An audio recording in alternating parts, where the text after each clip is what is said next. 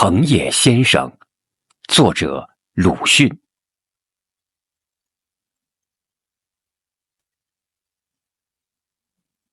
东京也无非是这样，上野的樱花浪漫的时节，望去却也像绯红的青云。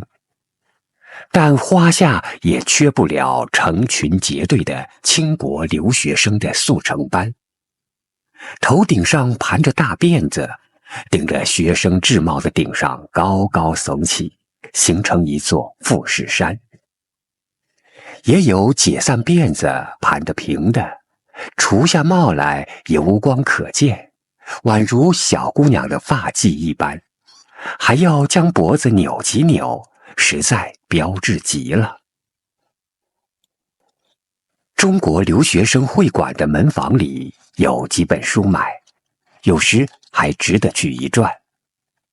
躺在上午，里面的几间洋房里倒也还可以坐坐的，但到傍晚，有一间的地板便常不免要咚咚咚的响得震天，兼以满房烟尘抖乱。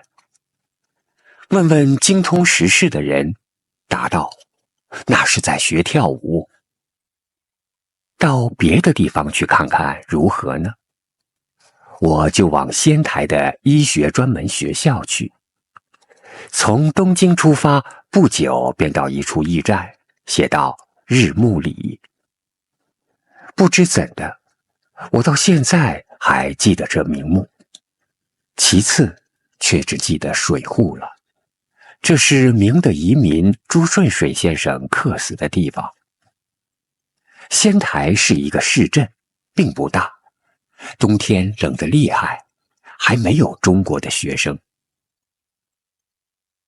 大概是物以稀为贵吧，北京的白菜运往浙江，便用红头绳系入菜根，倒挂在水果店里，尊为浇菜。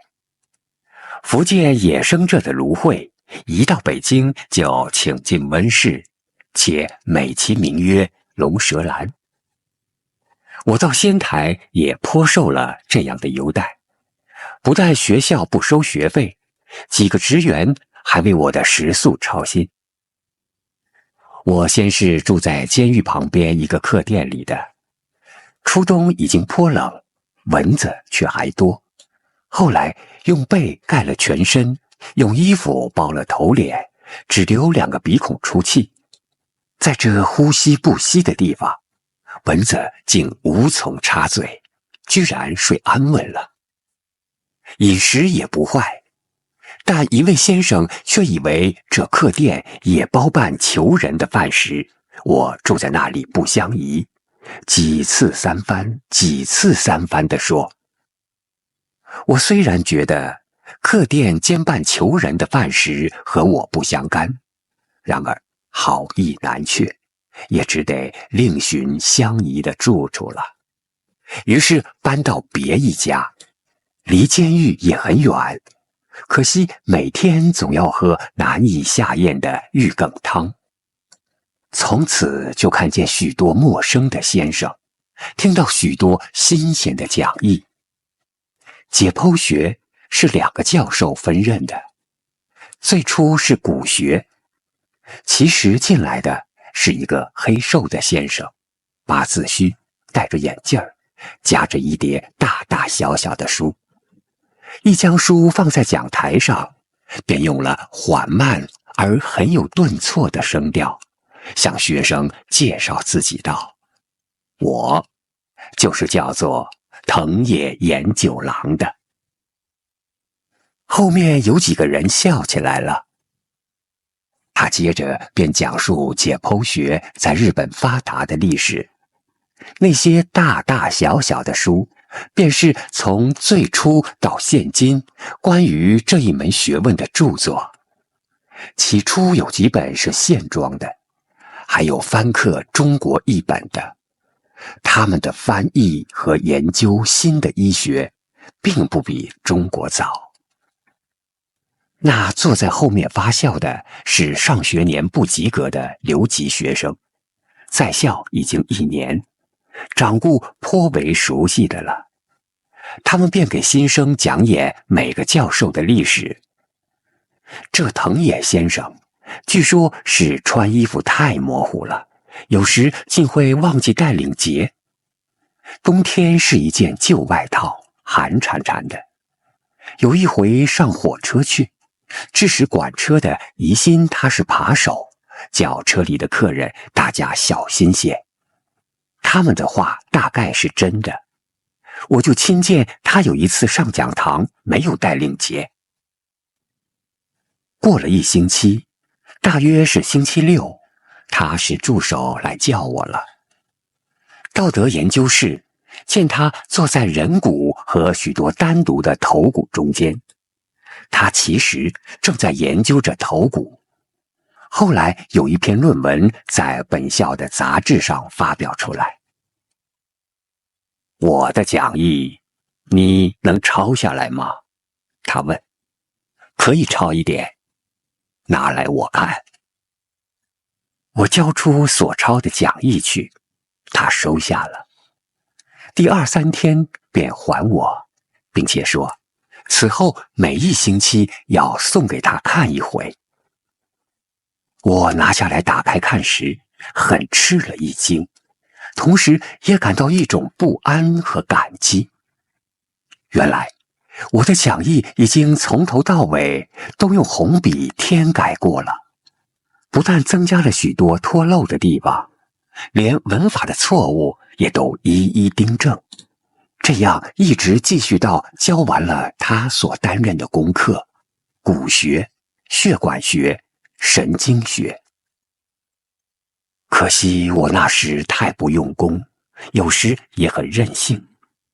还记得有一回，藤野先生将我叫到他的研究室里去，翻出我那讲义上的一个图来，是下臂的血管，指着向我和蔼地说道：你看啊，你将这条血管移了一点位置了。自然这样一移的确比较的好看些，然而解剖图不是美术，实物是那么样的，我们没法改换它。现在我给你改好了，以后你要全照着黑板上那样的画。但是我还不服气，口头答应着，心里却想到，图还是我画的不错，至于实在的情形，我心里自然记得的。学年试验完毕之后，我便到东京玩了一夏天。秋初再回学校，成绩早已发表了。同学100余人之中，我在中间，不过是没有落地。这回藤野先生所担任的功课是解剖实习和局部解剖学。解剖实习了大概1星期，他又叫我去了，很高兴的，仍用了极有抑扬的声调对我说道：我因为听说中国人是很敬重鬼的，所以很担心，怕你不肯解剖尸体。现在总算放心了，没有这回事儿。但他也偶有使我很为难的时候。他听说中国的女人是裹脚的，但不知道详细，所以要问我怎样裹法，足骨变成怎样的畸形，还叹息道：总要看一看才知道究竟是怎么一回事呢。有一天，本级的学生会干事到我狱里来了，要借我的讲义看。我捡出来交给他们，却只翻检了一通，并没有带走。但他们一走，邮差就送到一封很厚的信。拆开看时，第一句是：你改悔吧。这是新约上的句子吧，但经托尔斯泰新近引用过的。其实正值日俄战争，托老先生便写了一封给俄国和日本的皇帝的信，开首便是这一句。日本报纸上很训斥他的不逊，爱国青年也愤然。然而暗地里却早受了他的影响了。其次的话，大略是说上年解剖学试验的题目是藤野先生讲义上做了记号，我预先知道的，所以能有这样的成绩，末尾是匿名。我这才回忆到前几天的一件事儿，因为要开同集会，干事便在黑板上写广告，末一句是请全场到会，勿漏为要，而且在漏字旁边加了一个圈儿。我当时虽然觉得圈的可笑，但是毫不介意，这回才悟出那字儿也在讥刺我了，有言我得了教员漏泄出来的题目。我便将这事儿告知了藤野先生，有几个和我熟识的同学也很不平，一同去诘责干事托辞检查的无理，并且要求他们将检查的结果发表出来。终于这流言消灭了，干事却又竭力运动，要收回那一封匿名信去。节末时，我便将这托尔斯泰式的信退还了他们。中国是弱国，所以中国人当然是低能儿，分数在60分以上便不是自己的能力了，也无怪他们疑惑。但我接着便有参观枪毙中国人的命运了。第2年添教霉菌学，细菌的形状是全用电影来显示的。一段落已完，而还没有到下课的时候，便映几篇时事的片子，自然都是日本战胜俄国的情形，但偏有中国人夹在里边，给俄国人做侦探，被日本军捕获，要枪毙了。围着看的也是一群中国人，在讲堂里的还有一个我。万岁！他们都拍掌欢呼起来。这种欢呼是每看一片都有的，但在我这一声却特别听得刺耳。此后回到中国来，我看见那些闲看枪毙犯人的人们，他们也何尝不酒醉似的喝彩。呜呼，无法可想。但在那时那地，我的意见却变化了。到第2学年的终结，我便去寻藤野先生，告诉他我将不学医学，并且离开这仙台。他的脸色仿佛有些悲哀，似乎想说话，但就没有说。我想去学生物学，先生教给我的学问也还有用的。其实我并没有决意要学生物学，因为看得他有些凄然，便说了一个安慰他的谎话。为医学而教的解剖学之类，怕与生物学也没有什么大帮助。他叹息说。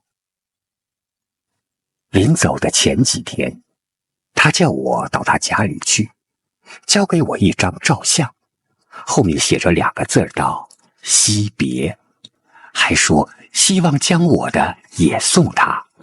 但我这时是指没有照相了，他便叮嘱我将来照了寄给他，并且时时通信，告诉他此后的状况。我离开仙台之后，就多年没有照过相，又因为状况也无聊，说起来无非是他失望，便连信也怕敢写了。经过的年月一多，话更无从说起，所以虽然有时想写信，却又难以下笔。这样的一直到现在，竟没有寄过一封信和一张照片。从他那一面看起来，是一去之后杳无消息了。但不知怎的，我总还时时记起他。在我所认为我师的之中，他是最使我感激、给我鼓励的一个。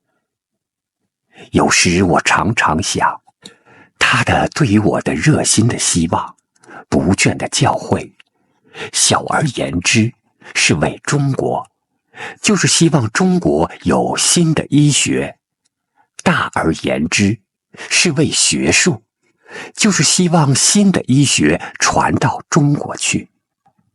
他的性格，在我的眼里和心里是伟大的，虽然他的姓名并不为许多人所知道。他所改正的讲义，我曾经订过3厚本收藏着的，将作为永久的纪念。不幸7年前迁居的时候，中途毁坏了一口书箱，失去半箱书，恰巧这讲义也遗失在内了。责成运送局去找寻，既无回信，只有他的照相，至今还挂在我北京寓居的东墙上，书桌对面。每当夜间疲倦，正想偷懒时，仰面在灯光中瞥见他黑瘦的面貌，似乎正要说出抑扬顿挫的话来，便使我忽又良心发现，而且增加勇气了。于是点上一支烟，再继续写些为正人君子之流所深恶痛疾的文字。